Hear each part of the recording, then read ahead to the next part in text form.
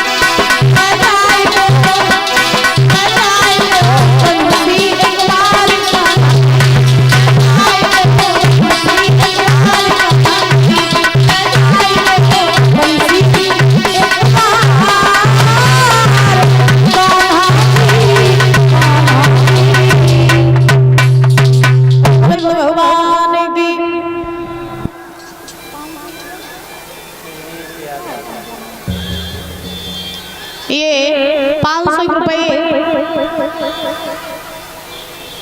English Yadav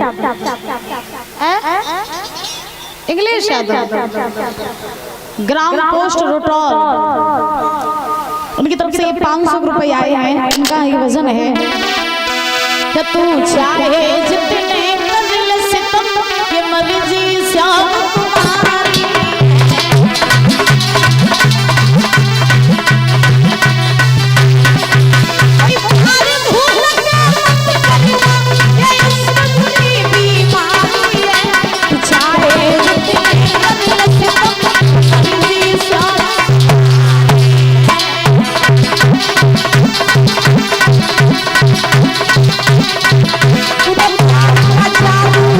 सकिया सब कुछ नहीं है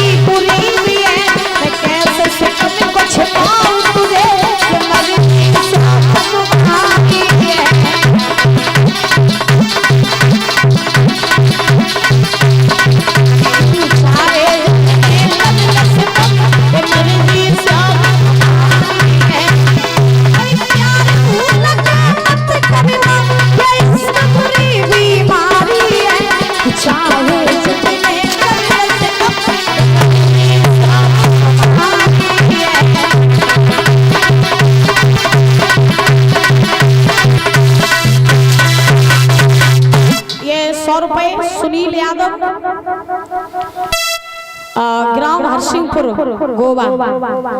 ये 100 रुपए आलोक यादव ग्राम नंगला कोठी इनकी तरफ से आए हैं।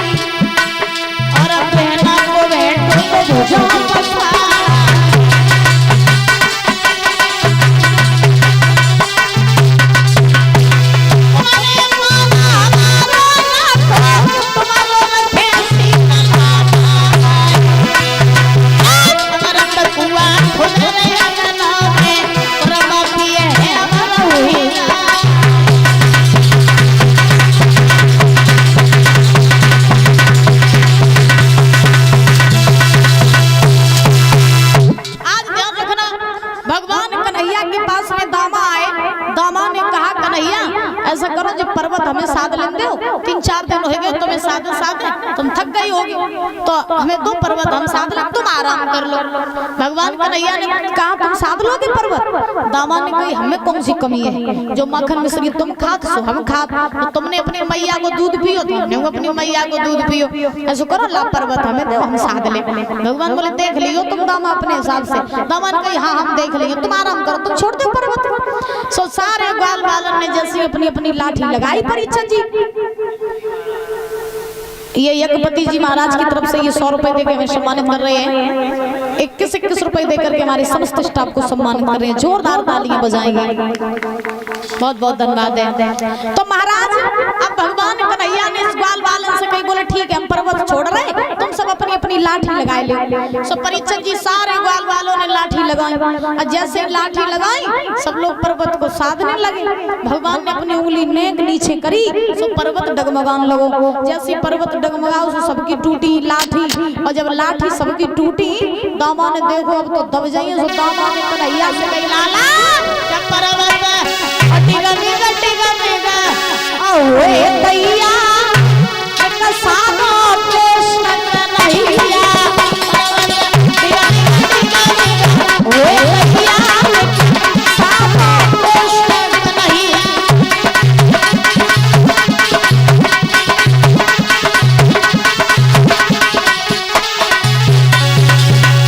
अरे मैया सावे बाबा सावे मैया सावे अब सावे गाऊ भैया सातो कृष्ण कन्हैया।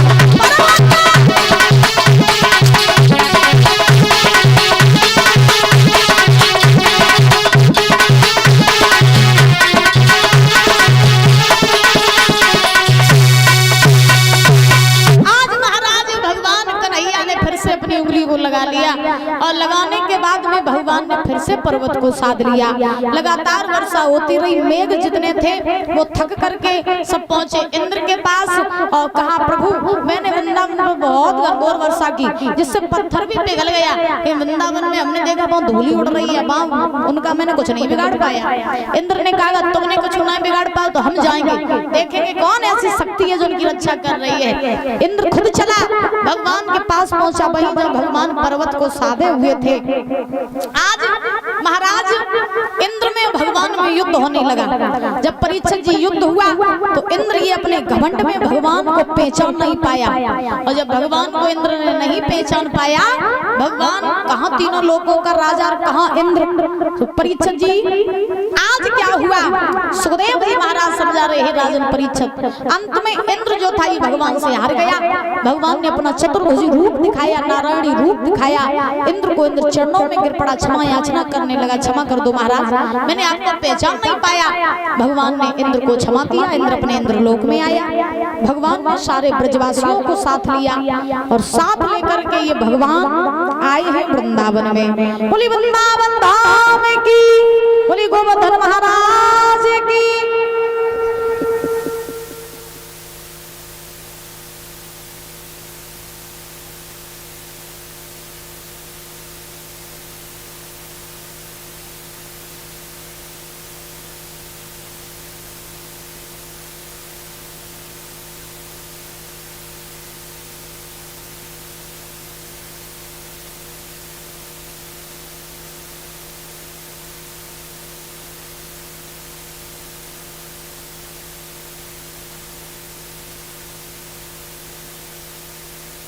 और ये परीक्षित जी की धर्मपत्नी को उपहार और माला पहना करके सम्मानित कर रही हैं और हमारे समस्त स्टाफ को 21-21 रुपए देकर के सम्मानित कर रही हैं। और कलश वाली कन्याओं को ये परीक्षित जी की तरफ से एक टिफिन दान किया जा रहा है। उठ के आ जाओ, लाइन में लगी रहो करो। बोली भगवान की महाराज। आज भगवान कन्हैया वृंदावन में आए। इस प्रकार से भगवान कन्हैया ने गोवर्धन महाराज का पूजन करवाया, गोवर्धन की लीला पूरी की, इंद्र का जो अभिमान था उस अभिमान को दूर किया और भगवान वृंदावन में आकर के बड़े भाव से महाराज अपना जीवन बिताने लगे। जब भगवान कन्हैया गोवर्धन की लीला पूरी करके आए तो मैया यशोदा ने भगवान कन्हैया के भोजन के लिए 56 प्रकार के व्यंजन बनाए। 56 प्रकार के व्यंजन क्यों बनाए?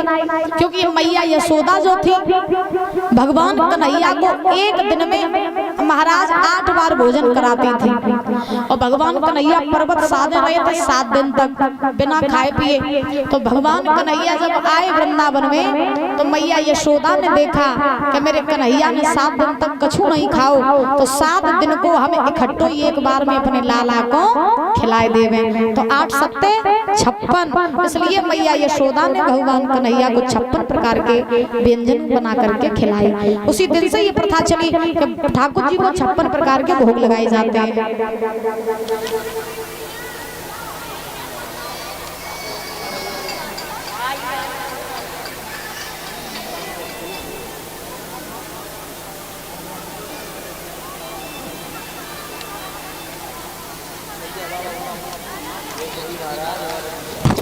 और ये एकपति महाराज और उनकी धर्मपत्नी ये दोनों लोग माला पहना के सम्मानित कर रहे हैं। जोरदार तालियां बजाएंगे, भगवान से कामना करेंगे ऐसे ही जोड़ी अमर बनी रहे, किसी भी चीज की कमी ना हो, संतान से सुख प्राप्त होता रहे, समाज में पद और प्रतिष्ठा बनी रहे, यही भगवान से कामना आकांक्षा है। पूरी बांके बिहारी लाल की। आज भगवान कन्हैया वृंदावन में रह रहे हैं। एक दिन भगवान ने देखा कि वृंदावन की जितनी भी गोपियां हैं ये यमुना स्नान करने के लिए जाती हैं, लेकिन ये यमुना जी में नगिन होकर स्नान करती हैं। भगवान ने सोचा कि इन गोपियों को ज्ञान कराना बहुत जरूरी है। एक दिन ब्रह्म मुहूर्त में ये गोपियां उठी और महाराज स्नान करने के लिए यमुना जी पर चली। तो इन गोपियों ने महाराज वस्त्रों को उतारा और यमुना के तट पर रख दिया और ये गोपियां नगिन अवस्था में जाकर के यमुना जी में स्नान करने लगी। भगवान पीछे से गए तो प्रभु ने क्या किया, वस्त्रों को उठाया और उठा करके कदम के वृक्ष पर टांग दिया, बंसी बजाने लगे। गोपियां स्नान करके जब बाहर आई देखा कि तट पर वस्त्र नहीं है, तो गोपियां लज्जा की वजह से फिर जल में घुस गई। एक गोपी बोली पहना वस्त्र उतार के रखे तो यहीं थे, चले कहाँ गए? दूसरी बोली चले कहीं नहीं गए, वो कन्हैया लेके चला गया। वो कदम के वृक्ष पर वस्त्र टंगे हुए नजर आ रहे हैं, वो कन्हैया ही ले गया। एक गोपी रहे, उसने कन्हैया से कहा लाला कतो को सौना है का? तो मैया बाबा तो सौना ही सिखाओ। जब वस्त्र यहाँ गोपियां स्नान कर रही हैं और तू उनके वस्त्रों को उठा करके भाग गया और वस्त्रों को टांग दिया कदम पर, तो वस्त्र वापस कर दे। भगवान ने कहा वस्त्र वापस हम तब करेंगे जब तुम नगिन अवस्था में आओ और आ करके मेरे सामने खड़ी हो जाओ आके। तो गोपियों से जब कहा कि नगिन अवस्था में मेरे सामने खड़ी हो जाओ आकर के, तो गोपियां कन्हैया को अपना पति मानती थी और गोपियां ये भी जानती थी। हाँ बातें कर ले बातें कर ले, बातें बहुत जरूरी है भैया। मैया देखो हे राम, सुन ले ओ बातों नहीं अम्मा। हेलो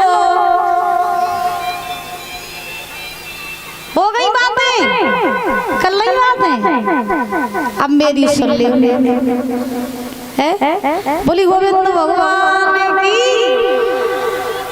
होए का। अब जे कथा भागवतन में इकट्ठी होए ले तुम कर ले, तुम रही थी बातें करवे होए का। जी कथा भागवतन में इकट्ठी होए पाती या गांव में ब्याह शादी हो में बिलहुआ लहुआ आवे जे तब इकट्ठी होए पाती, फिर अपने दुख सुख की सब बेचारी कह लेती, वैसे तो मिल नहीं पाती एक दूसरे को है। और भागवतन भागवत सुनवे को आवे और या कहूं शादी आदि में जावे तो बादल की पटरिया संगे ही बांध के ले जाती। हाँ अब ने लाइट चली जाए माइक बंद हो जाए, फिर देखो इनको माइक चालू हो जाए तो अपने आप सुन ले बातें न करो। आज को कल को और दिन रहियो, फिर कल के बाद खूब बातें करती रहियो, ठीक। हाँ एक दिन एक्स्ट्रा हम बातें करने के लिए ही दे देंगे आप लोगों को। बोली वहां के बिहारी लाल की। अब जयकारा नहीं देखो निकल रहा है, जोर के बोलो जयकारा, जोर के। जो जोर के बोले बाई परो भंडारो खावे को मिले, और जो नहीं बोले वह भंडारो नहीं मिले। हाँ जोर के बोलियो, ठीक। बोलिए दुर्गा मैया की। हाँ बहुत बढ़िया, अब सुबह मिली है। महाराज ध्यान रखना, सुखदेव जी महाराज समझा रहे हैं राजन परीक्षित, ये गोपियां कन्हैया को अपना पति मानती थी, तो गोपियों कहने लगी बहना ये तो हमारा पति है और ये तो निर्गुण ब्रह्म है यानी भगवान है, तो इसके सामने लज्जा करना कैसी शर्म। ऐसा करो चलो इसके सामने खड़ी हो जाओ चल के। गोपियां नगीन अवस्था में आई, भगवान के सामने खड़ी हो गई। भगवान ने वस्त्र दिए, गोपियों ने वस्त्र पहने। गोपियों ने कन्हैया से कहा लाला जब तुम्हें वस्त्र दे नहीं थे तो फिर लिए क्यों? भगवान ने कहा तुम्हें ज्ञान कराने के लिए। कैसा ज्ञान? भगवान ने कहा ऐसा ज्ञान क्या स्त्री को कभी भी जल में नग्न होकर के स्नान नहीं करना चाहिए।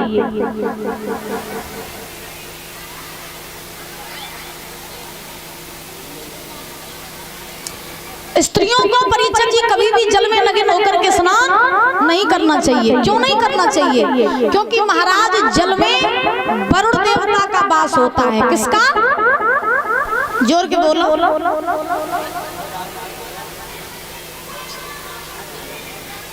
कहा कह रही हो? बुराई कर रही का? बुराई कर रही है, बुराई कर रही, बुराई कर रही।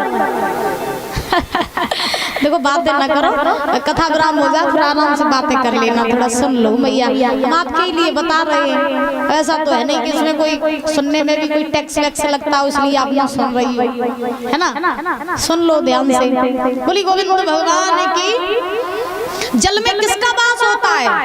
वरुण देवता का। और जब कोई भी स्त्री जल में नग्न होकर के स्नान करती है और उसमें होता है वरुण देवता का वास, तो आप किसी देवी देवता का अगर अपमान करोगे तो फिर बाद में हानि आपको ही पहुंचेगी। इसलिए महाराज कभी भी जल में नग्न होकर स्नान नहीं करना चाहिए। ये महाराज भागवत जी में प्रमाण मिला है। उसी समय आज भगवान ने गोपियों को ज्ञान करवाया। बहुत से लोग महाराज होते हैं टिप्पणी करने वाले, तो वो लोग महाराज दिमाग लगाते हैं और ये कहते हैं कि ये कैसा भगवान है जो नाती हुई लड़कियों के वस्त्रों को उठा करके भाग जाता था, ये भगवान हो ही नहीं सकता, ये कैसा भगवान था। तो महाराज देखो हम रोज बताते हैं कि भगवान की लीलाओं को अगर दिल से समझोगे तो समझ में आएंगी और दिमाग से समझोगे तो कभी समझ में नहीं आएंगी। भगवान कन्हैया ने गोपियों के चीरों को तो चुराया, लेकिन कौन से चीरों को चुराया? भगवान कन्हैया ने गोपियों के अज्ञान रूपी चीरों को चुराया और ज्ञान रूपी चीरों को पहनाया। बोलिए गोविंद भगवान की। ऐसी है हमारे ठाकुर की लीलाएं। भगवान ने गोपियों को ज्ञान करवाया, भगवान चलने लगे। गोपियों ने कहा कन्हैया आप याद करो त्रेता युग में जब आप राम बन के वो मिथिलापुरी में गए थे, तब मिथिला की लड़कियों से आप कह के आए थे कि द्वापर युग में जब मैं कृष्ण बनूंगा तब तुम्हारे साथ महारास करूंगा। तो हे कन्हैया मैं वही गोपियां हैं त्रेता युग वाली, तुम्हारा आज भी इंतजार हम कर रही हैं, मेरे साथ महारास करो। भगवान ने कहा ठीक है करेंगे, लेकिन अभी नहीं, जब सही समय आएगा तब। अभी तुम अपने अपने घर जाओ। गोपियां वृंदावन में आई, भगवान भी वृंदावन में आए। भगवान ने वृंदावन में आकर के योग माया को बुलाया और योग माया को बुला करके कहा योग माया चली जाओ, यमुना के किनारे सुंदर